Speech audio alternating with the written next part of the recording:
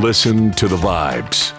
Now, this is a question that I'm hoping that each one individually can answer. The reason why I started doing this particular show was to try to help inspire and motivate people, because there's enough negativity out in the world. Let's bring some positivity in here. People sometimes don't want to chase their dreams because they're afraid, but sometimes we have to overcome quite a bit of hurdles in our lives. Is there anything that you can talk about? And it could be musically, or it could be life in general. Anything that you've had to overcome.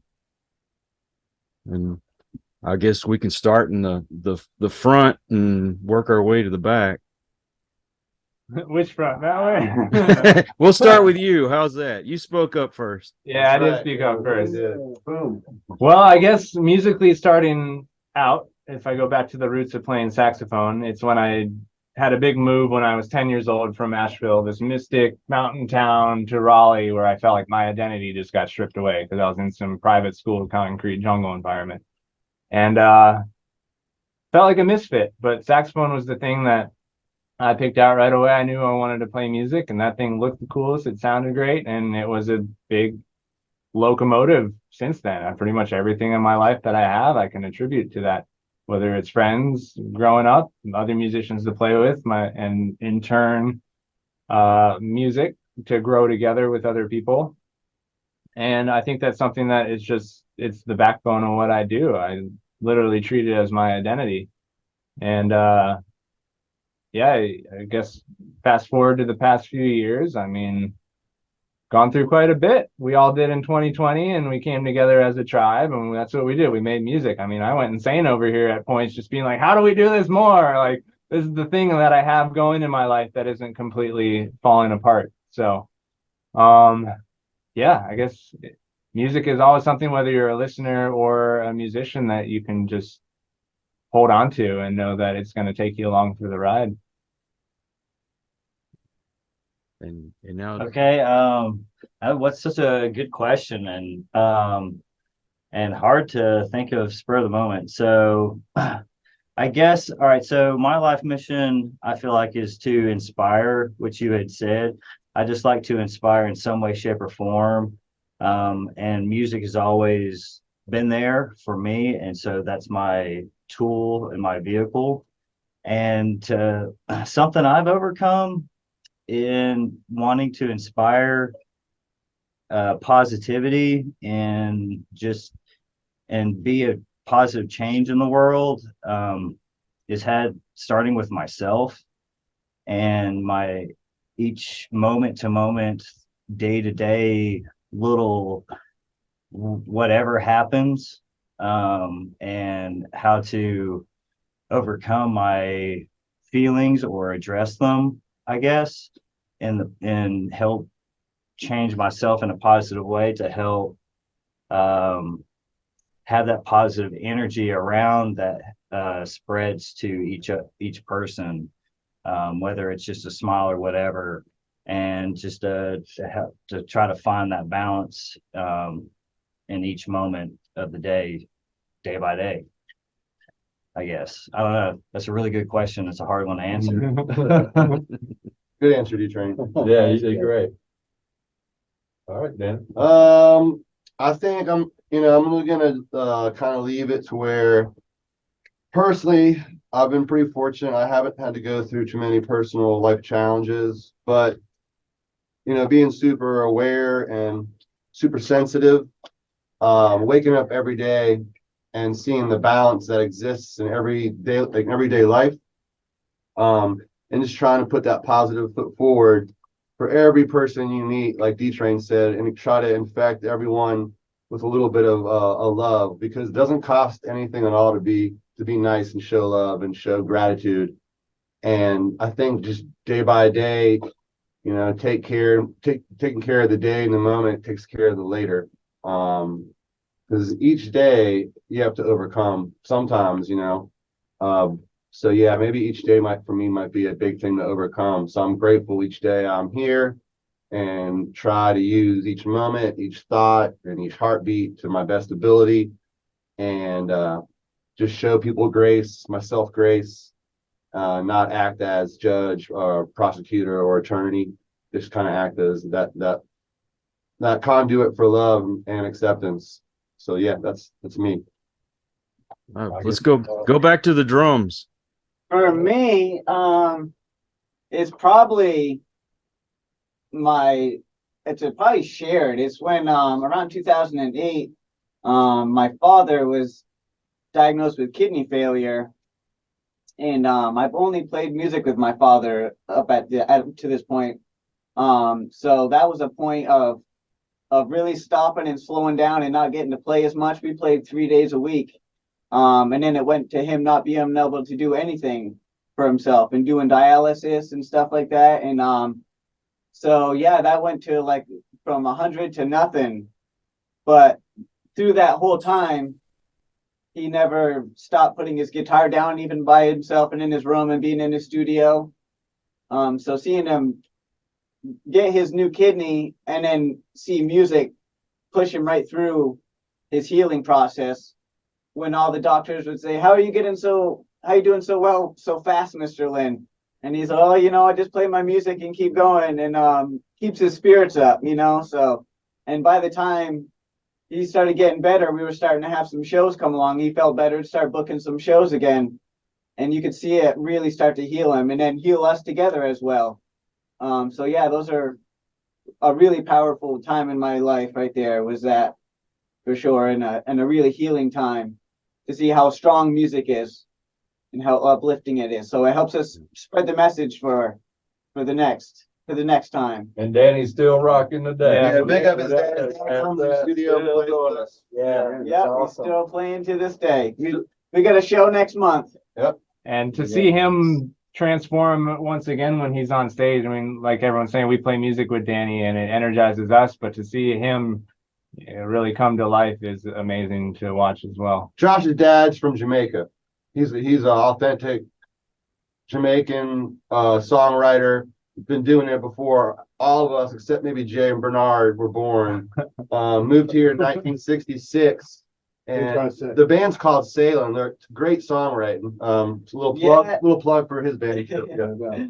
Yeah, during the 90s, he's had the band for over 40 years, but during the 90s, one of his my favorite reggae drummer that he ever had passed away. So I was about 8 then, so that was the first time that I ever had the courage to get on stage. He jacked me up for during his tribute for this drummer. So yeah, he's had me doing it for a long time for him, but there's no other person I'd rather do it with, for sure.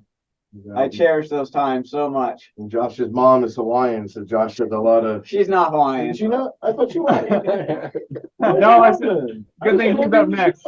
Hey, she's like totally Irish or something. I thought she was Hawaiian. Hey, Bernard, your story. About you. Your story. My story is You got that gap keep. ethnicity's confused, but no, I'd say one of the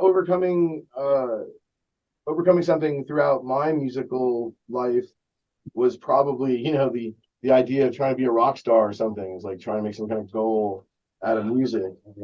And that's like, that's one that I think a lot of musicians go through at some level, whether they want to be a classical pianist, which I decided I didn't want to be. I wanted to be do audio technology and just kind of minor in piano, that sort of thing. But changing the reason why you really want to play music and the healing aspect and the joy it brings to people is just so overwhelming,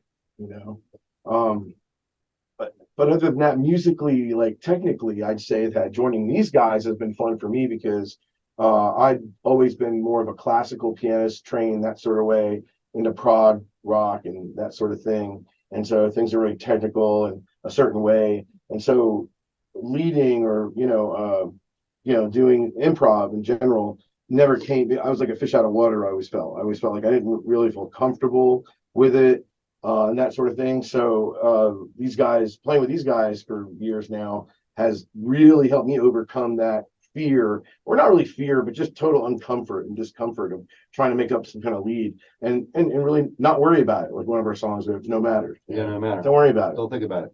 Enjoy it and feel the love and the joy that you bring to others. So, yeah. All right. Well, I guess it comes to me now. You want to hear what yours is? Yeah, I'm looking forward to this one. Oh, wow. Mine's always run off of a dream.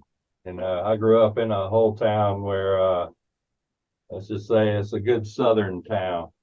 And I grew up, on all the typical 70s classic rocks of the South and all that stuff. But I was lucky to have family in California who influenced me on, different styles of music and stuff. And of course, Grateful Dead was one of them. But I went through a big journey before I got there. And then once I got there, I kind of knew that when I first heard the Dead and how clear they were live, that was what I was about, you know what I mean? Is trying to reproduce that. And luckily I hooked up with a band that let me, kind of learn with them and build up. And we traveled for years, and that led to this band. And by then I'd already, had the video stuff going and all that and the recording part of it. But, I always just believe in the dream. I've always said, if you stop digging for the diamond, it's just a foot away and somebody else is there to grab it. You know what I mean? And so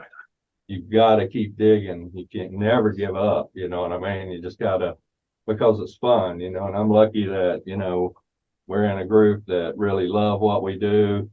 We really respect how each other plays and ideas and things like that, because most of our ideas are, in the moment. It's not like they're planned out in any way, shape, or form. And then it's just really nice to be able to be in something like this, and especially later on in age like I am, I'm really lucky to be able to keep on rocking and doing the things that we do. And, this teaches me stuff each and every day, that's for sure. So I'm always learning still, keeps the mind fresh, and all that good stuff. And, it's definitely fun. I'm definitely the elder of the bunch, but He's old, man. I call him Dad. yeah. Jason. Sometimes he gives us allowance if we're real good. Yeah. Oh, okay. Real good. We all got new microphones for Christmas. But yeah, like I said, without being able to play an instrument, this is a blessing to be able to have guys that, can do what they do, and makes me look really good, I'll tell you. And we're gonna leave it with Ned here. The best for last.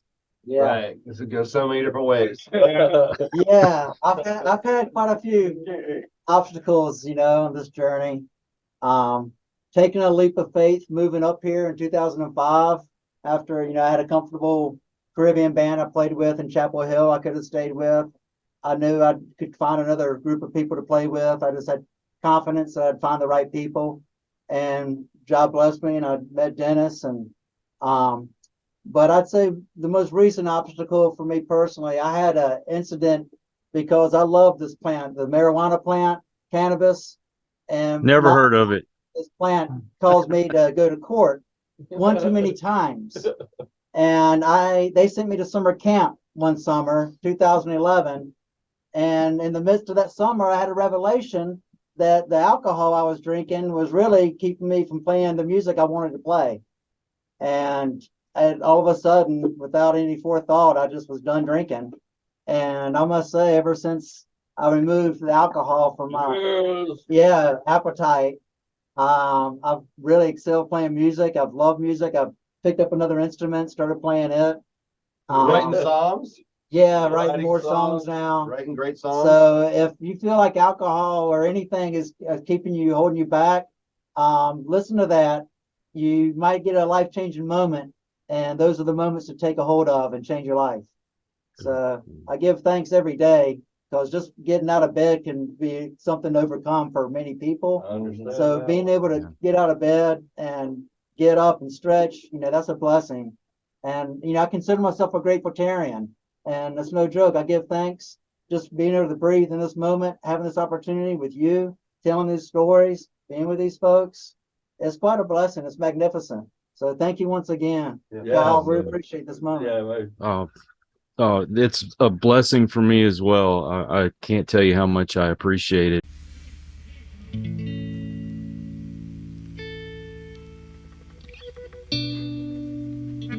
it.